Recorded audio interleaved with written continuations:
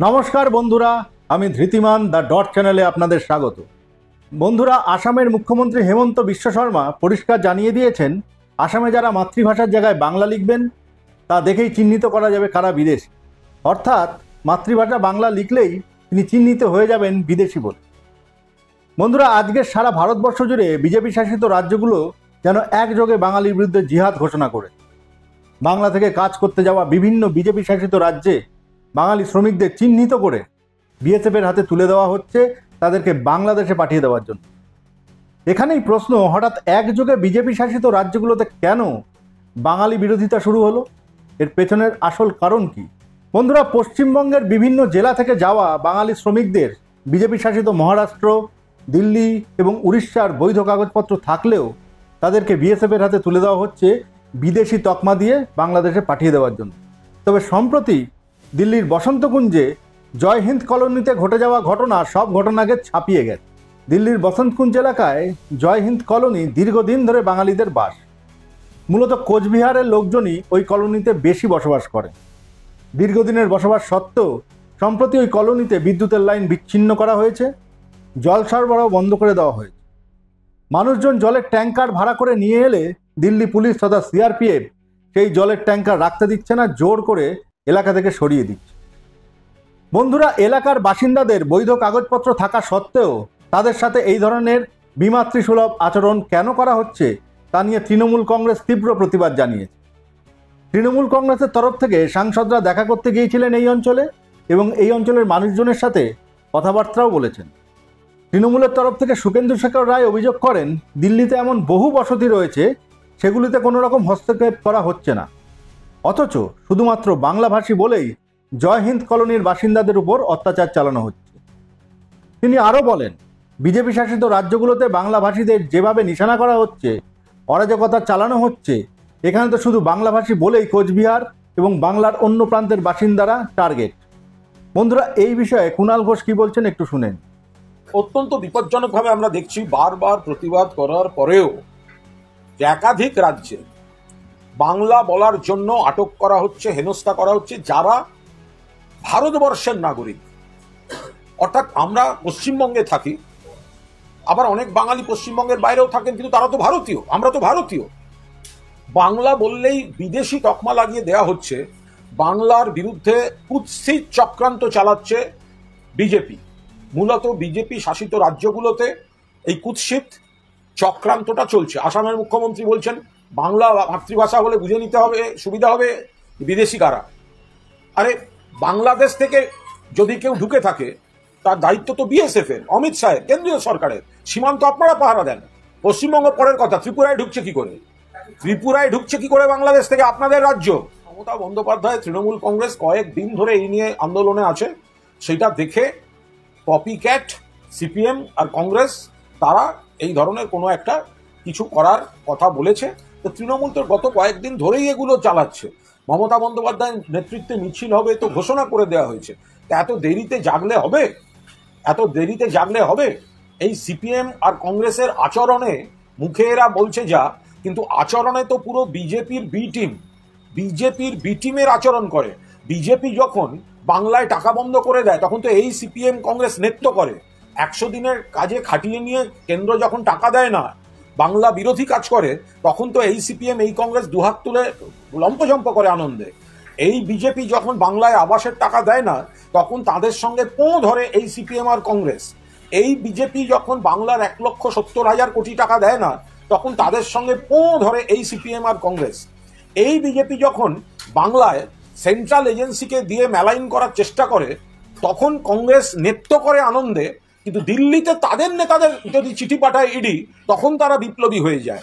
ফলে সিপিএম আর কংগ্রেসের এই মেকি বিজেপি বিরোধিতা, এটা বাংলার মানুষ। তৃণমূল কংগ্রেস বাংলার স্বার্থে, বাঙালির স্বার্থে বাংলা ভাষী মানুষদের বিভিন্ন বিজেপি শাসিত রাজ্যে হয়রান করা হচ্ছে, বহিরাগত বলা হচ্ছে, বিদেশি বলা হচ্ছে, আইসোলেট করা হচ্ছে, আটক করা হচ্ছে, হয়রান করা হচ্ছে, তার বিরোধিতা করছে। এটা তো স্বাভাবিক ব্যাপার। গায়ে যদি বাংলাভাষী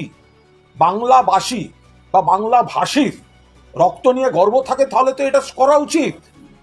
যে কোনো ভারতীয় এটা করবেন। বাঙালি ভারতীয়, তাদের কেন বিদেশি বলা হবে? তো তো তাহলে তো সিপিএম বিজেপির যারা রয়েছেন বাঙালি নেতা, বাংলাভাষী নেতা, তাদেরও তো উচিত প্রতিবাদ করা। তাদের লজ্জা করছে না যে আসামের মুখ্যমন্ত্রী বলছেন বাংলা মাতৃভাষা হলে জানতে সুবিধা হয় বিদেশিকে? আপনাদের লজ্জা করছে না? অন্য রাজ্যে বাংলা বলার জন্য আটকাচ্ছে, এখানকার আপনাদের লজ্জা লাগছে না? কোচবিহারের দিনহাটার উত্তম কুমার, যে ব্যক্তি 50 বছরের বেশি যারা এখানে থাকেন ব্রজবাসী, উত্তম কুমার ব্রজবাসী, তাকে আসাম থেকে এনআরসি নোটিশ পাঠাচ্ছে, আপনাদের লজ্জা করছে না?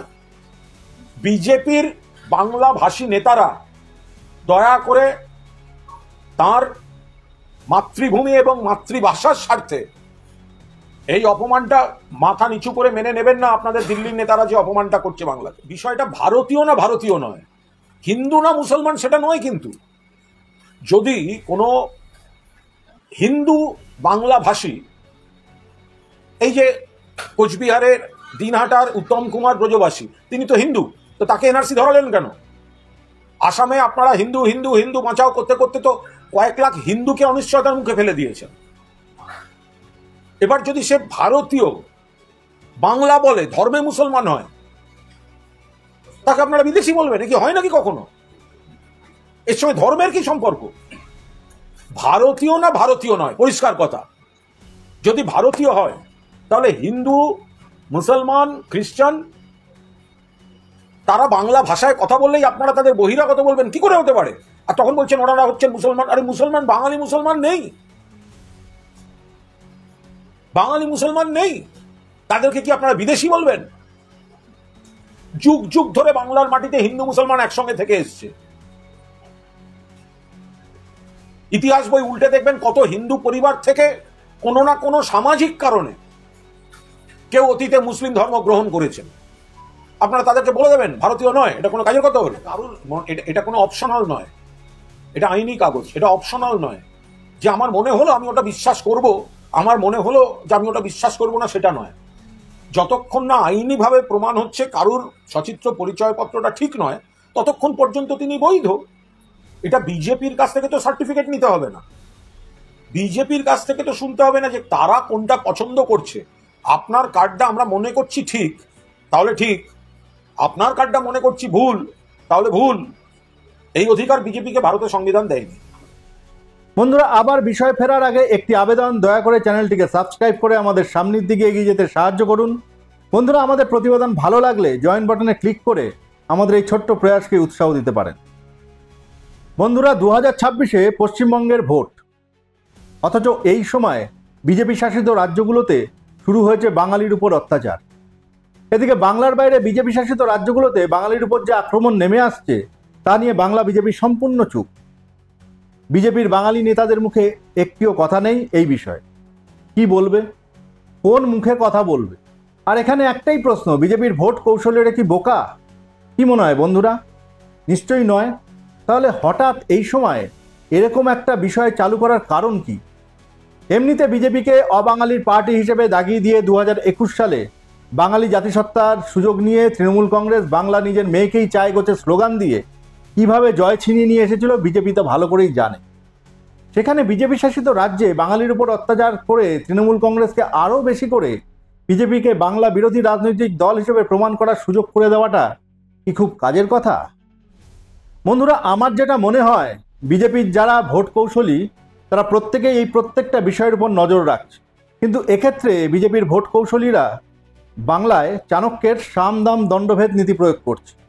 2024 সালে পশ্চিমবঙ্গে এনআরসি প্রয়োগ করার কথা উঠলে মমতা বন্দ্যোপাধ্যায় সরকার তা বাধা দেয় এবং তারপরেই বেশ কিছু পশ্চিমবঙ্গবাসীর আধার কার্ডের সমস্যা দেখা দেয়। তা নিয়ে রাজ্যে একটি ভয়ের পরিবেশ তৈরি হয়। রাজ্য সরকার এ নিয়ে প্রতিবাদ করলে তখনকার মতন সমস্যাটি ঠিক হয়ে যায়।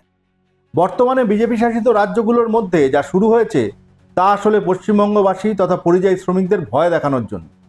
প্রচ্ছন্ন একটা হুমকি কাজ করছে, যদি পশ্চিমবঙ্গে বিজেপি সরকার না নিয়ে আসা হয় তাহলে পশ্চিমবঙ্গ থেকে কোনো শ্রমিক বাইরে কাজ করতে যেতে পারবে না, গেলে তাদের সাথে এই রকমই ব্যবহার করা হবে।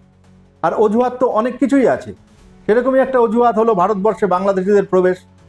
কিন্তু অদ্ভুতভাবে এই অজুহাতটি ব্যবহার করার সময় একবারও বলা হয় না বর্ডার পাহারা দেয় বিএসএফ, যা কিনা স্বরাষ্ট্র দপ্তরের অধীনে, আর এই স্বরাষ্ট্র দপ্তরের মন্ত্রী হলেন স্বয়ং অমিত শাহ।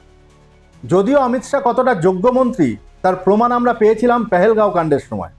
পাকিস্তান থেকে জঙ্গিরা বর্ডার পার করে কাশ্মীরের অনেকটা ভেতরে ঢুকে ভারতীয় পর্যটকদের হত্যা করার পর। বন্ধুরা, পশ্চিমবঙ্গ একটি বাঙালি প্রধান রাজ্য। ভারতবর্ষ কোনো ভাষার ভিত্তিতে তৈরি হওয়া দেশ নয়। ভারতের কোনো রাষ্ট্রভাষা নেই, কোনোদিন ছিলও না। কিন্তু ভারতবর্ষের মধ্যে বহু রাজ্যই সেই এলাকার ভাষার ভিত্তিতে তৈরি হওয়া রাজ্য। যেমন পাঞ্জাব, পাঞ্জাবি ভাষার ভিত্তিতে তৈরি হয়েছে। তামিলনাড়ু, তামিল ভাষার ভিত্তিতে তৈরি হয়েছে। মহারাষ্ট্র, মারাঠি ভাষার ভিত্তিতে তৈরি হয়েছে। উড়িষ্যা, ওড়িয়া ভাষার ভিত্তিতে তৈরি হয়েছে। তেমনই পশ্চিমবঙ্গ বাংলা ভাষার ভিত্তিতে তৈরি হওয়া একটি রাজ্য। পশ্চিমবঙ্গের 86% বাঙালি। এই বাংলায় দাঁড়িয়ে বাঙালি যদি নিজের ভাষা বা জাতিসত্তার বিষয়ে গর্ব অনুভব না করে, সচেতন না হয়, তাহলে বাঙালির সাথে এই ধরনের ঘটনা বাংলার বাইরে শুধু নয়, বাংলার ভেতরেও ঘটতে থাকবে এবং ঘটছেও। আজকে বাংলার মধ্যেই বহু জায়গায় কোনো হিন্দিভাষীকে বাংলা বলতে বললে তারা বাংলা বলতে অস্বীকার করে এবং উল্টে বাঙালিকে বাংলাদেশি বলে গালাগাল করে। আর কেনই বা করবে না? এর জন্য তো বাঙালিই দায়ী। আজকে এই বাংলায় দাঁড়িয়ে কোনো বাঙালির সাথে কোনো হিন্দিভাষী যেই মুহূর্তে হিন্দিতে কথা বলে, বাঙালি নিজের ভাষা ভুলে তার সাথে হিন্দিতে কথা বলতে পারলে ধন্য হয়ে যায়। বন্ধুরা, ভিন রাজ্যে বাঙালিদের উপরে এই অত্যাচারের প্রতিবাদে মমতা বন্দ্যোপাধ্যায় কলকাতার বুকে এক বিরাট মিছিল বার করেন। 21শে জুলাইয়ের আগে এই মিছিল এক ঐতিহাসিক মিছিলে পরিণত হয়। মিছিলের শেষে মঞ্চ থেকে মমতা বন্দ্যোপাধ্যায় রীতিমতো বিজেপিকে চ্যালেঞ্জ ছুড়ে দেন এবং আগামী দিনে শুধু পশ্চিমবঙ্গ নয়, দিল্লির বুকেও আন্দোলনের ডাক দেন এই মঞ্চ থেকেই। আর এরপরে যদি এই ধরনের ঘটনা বিজেপি শাসিত রাজ্যগুলোতে ঘটতে থাকে, তাহলে বিজেপির বিরুদ্ধে রাজ্যে তথা দিল্লিতে যে এক বিরাট আন্দোলনের মুখোমুখি বিজেপি সরকার পড়তে চলেছে তা তো বলাই বাহুল। তবে বন্ধুরা, বাঙালিদের উপর অত্যাচারের প্রতিবাদে মিছিল এবং মিছিলের শেষে মিটিং থেকে মমতা বন্দ্যোপাধ্যায় যে বক্তব্য রাখেন তার 90%ই হিন্দিতে। এটা অদ্ভুত লাগলো।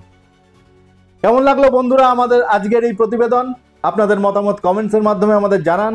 ভালো লাগলে প্রতিবেদনটি লাইক ও শেয়ার করুন, চ্যানেলটিকে সাবস্ক্রাইব করুন এবং জয়েন বাটনে ক্লিক করে আমাদের সামনের দিকে এগিয়ে যেতে সাহায্য করুন। আজকের মতন বিদায়।